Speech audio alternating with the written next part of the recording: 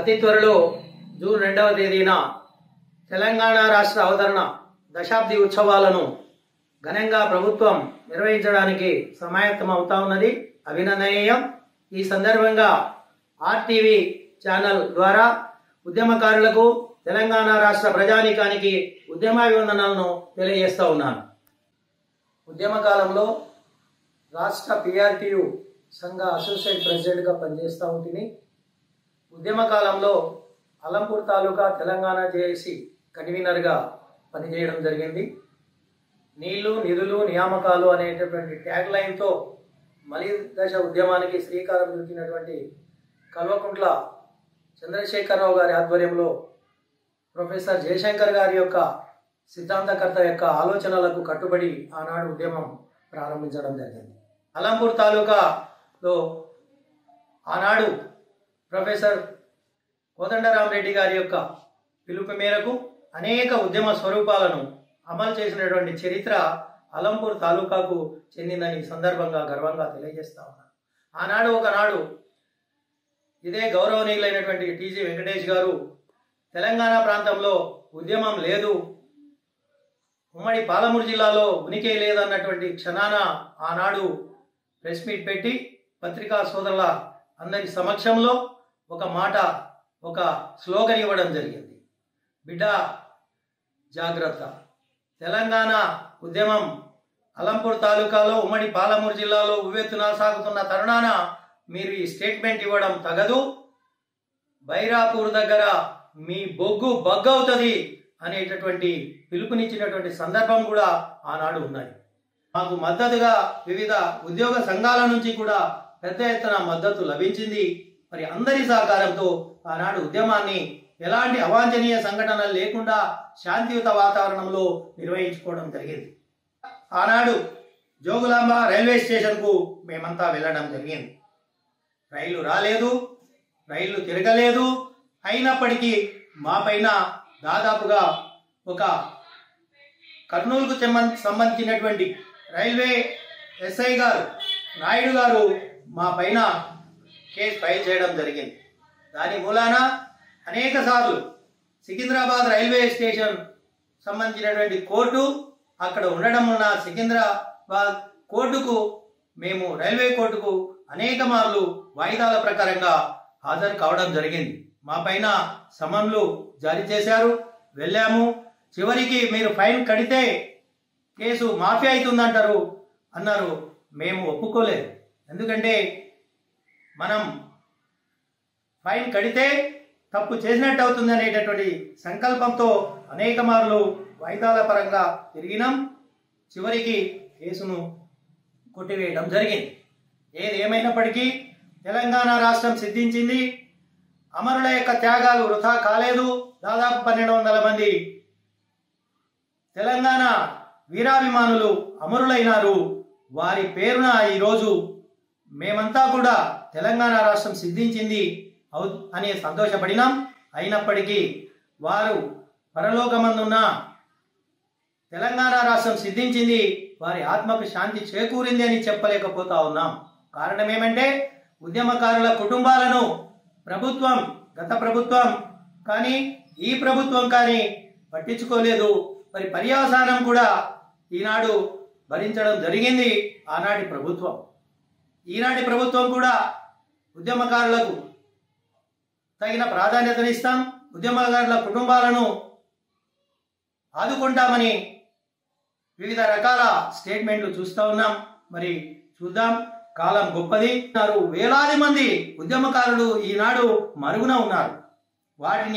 వారికి ఉండడానికి ఇల్లు లేదు. కొంతమంది ఉద్యమకారులకు చేసుకునేటందుకు ఎలాంటి వృత్తి లేదు, వయసు మీనపడింది. మరి అటువంటి వారికి ఉద్యమకారులకు ఆనాడు స్వాతంత్రోద్యమ కాలంలో స్వాతంత్రోద్యమకారులకు పెన్షన్ ఇచ్చినారు. ఈనాడు ఎలాంటి ఆధారం లేనటువంటి ఉద్యమకారులకు అటువంటి వృత్తిని, అటువంటి పెన్షన్ను, గుర్తింపును ఇస్తే చాలా బాగుంటుంది. వారి కుటుంబాలు ఆదర్శంగా జీవిస్తాయి.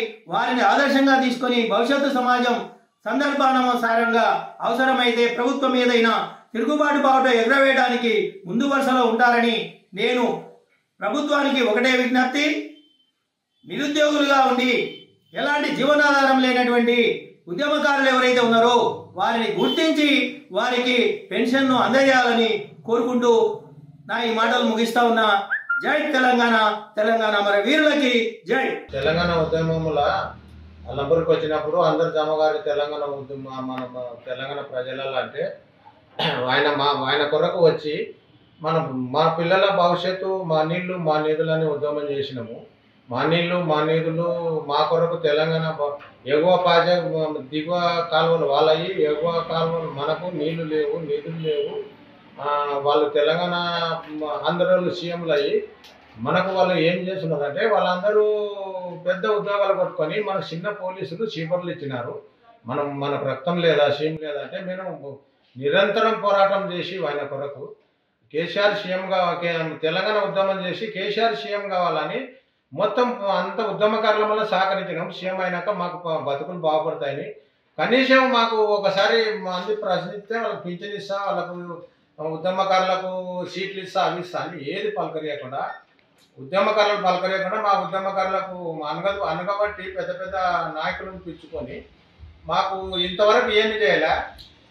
అలాగనే నేను రేవంత్ రెడ్డి గారు గుర్తుపట్టి మాకు ఉద్యమకారులకు ఫస్ట్ ఫీజ్ చేస్తా, ఉద్యమకారులకు నేను అన్నీ ఇస్తా, సహకారం ఇస్తా, వాళ్ళకు పింఛన్ ఇస్తా, వాళ్ళకు 250 గజాల స్థలం ఇస్తా అని ఆయన ముందరికి వచ్చినాడు.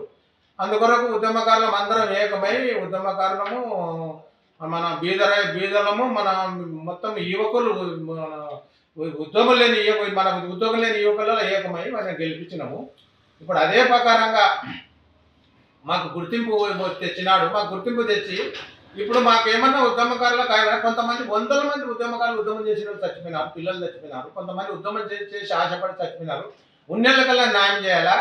2000 సంవత్సరం నుంచి తెలంగాణ ఉద్యమం కొరకు పోరాటం చేసినాము. ఇక్కడ ఈ పోరాటంలో భాగంగా ఎన్నో ఉద్యమాలు ప్రతిరోజు బయటకు వచ్చేసి రోడ్ల మీద ఉండి ఉద్యమాలు చేసినటువంటి చరిత్ర ఇది. నిజంగా ఆ ఉద్యమాల్లో పాల్గొని పూర్తిగా చదువుతో పాటు ఉద్యోగాలు కూడా పోగొట్టుకోవడం జరిగింది. ఎందుకంటే తెలంగాణ భవిష్యత్తులో తెలంగాణ వస్తే మన పిల్లల బతుకులు బాగుంటాయన్న ఒకే ఉద్దేశంతో మేము తెలంగాణ ఉద్యమంలో పాల్గొనడం జరిగింది. తెలంగాణ రాష్ట్రం సాధించుకోవడం జరిగింది. తెలంగాణ రాష్ట్రం కొరకు జైలుకు పోవడం కూడా జరిగింది. అయితే మేము పనిచేసినటువంటి కాలంలో ఎంతోమంది విద్యార్థులు కూడా బలిదానాలు కూడా చేసుకోవడం జరిగింది. ఈ యొక్క ఉద్యమంలో మేము కూడా భాగస్వాములు కావడం చాలా సంతోషకరమే. అయినా మా జీవితాల్లో మాత్రం తీరని మచ్చ మాత్రం మాకు ఏర్పడింది. ఎందుకంటే ఈ యొక్క ఉద్యమం పేరిట మేము తిరిగి మా పిల్లల పోషణ కానీ మా తల్లిదండ్రుల పోషణ కానీ చూసుకోకుండా తెలంగాణ ఉద్యమం కొరకు తిరగడం జరిగింది పూర్తి స్థాయిలో ప్రతిరోజు. ఈరోజు నిజంగా కేసీఆర్ గారు 10 సంవత్సరాల పాలనలో ఏ ఒక్క రోజులో ఉద్యమకారుల గురించి మాట్లాడకుండా ఎవరైతే మా మీద దాడులు చేసినారో వాళ్ళనే మంత్రివర్గంలో తీసుకోవడం జరిగింది. అయినా కూడా తెలంగాణ అభివృద్ధి కొరకు కేసీఆర్ చేసినటువంటి ప్రతిదాన్ని మేము సమర్థించడం జరిగింది. కానీ ఈ రోజు వరకు కూడా అవును తెలంగాణ ఉద్యమంలో పాల్గొన్నటువంటి ఎంతోమంది నాయకులు ఉన్నారు, వాళ్లకు చూడాల్సిన బాధ్యత అనేది మర్చిపోయినటువంటి కేసీఆర్ గారు. కానీ ఈరోజు రేవంత్ రెడ్డి గారు తెలంగాణ ఉద్యమంలో భాగంగా పనిచేసిన ప్రతి ఒక్కరికి కూడా మూడు సెంట్ల భూమిని 150 గజాల భూమిని ఇవ్వడం జరుగుతుంది చెప్పిండు. నిజంగా సంతోషించదగ్గం. ఎందుకంటే దాదాపు 15 సంవత్సరాలు 14 సంవత్సరాలు పోరాటం చేసిన మాకు 10 సంవత్సరాల తర్వాత కొద్దిగా ఊరట కల్పిస్తుంది. మమ్మల్ని గుర్తించినారన్న సంతోషం మాకు కనిపిస్తుంది. కాబట్టి మేము ఖచ్చితంగా రుణపడి ఉండడానికి సిద్ధంగా ఉన్నామని చెప్పేసి తెలియజేస్తుంది. తెలంగాణ రాష్ట్ర ఏర్పాటు తర్వాత 10 సంవత్సరాలుగా ఇక్కడ మేము మా పనులు మేము మునుకోవడం జరిగింది. కానీ ఈరోజు కూడా పట్టించుకొని ఈ ప్రభుత్వం ఈరోజు కాంగ్రెస్ పార్టీ తరఫు నుంచి ఉద్యమకారులందరినీ దశాబ్ద ఉద్యమాల్లో భాగంగా సన్మానించడం చేస్తున్నందుకు సంతోషదాయకము. ఈ యొక్క విషయాన్ని RTV ద్వారా మేము పంచుకుంటున్నందుకు తెలంగాణ ఉద్యమంలో పనిచేసిన ప్రతి ఒక్కరికి కూడా శుభాకాంక్షలు తెలియజేస్తున్నాము. మరిన్ని వీడియోస్ కోసం ఛానల్ ని సబ్స్క్రైబ్ చేయండి. లేటెస్ట్ అప్డేట్స్ కోసం వాట్సాప్ ఛానల్ ని ఫాలో చేయండి. అండ్ లింక్ డిస్క్రిప్షన్ లో ఉంది.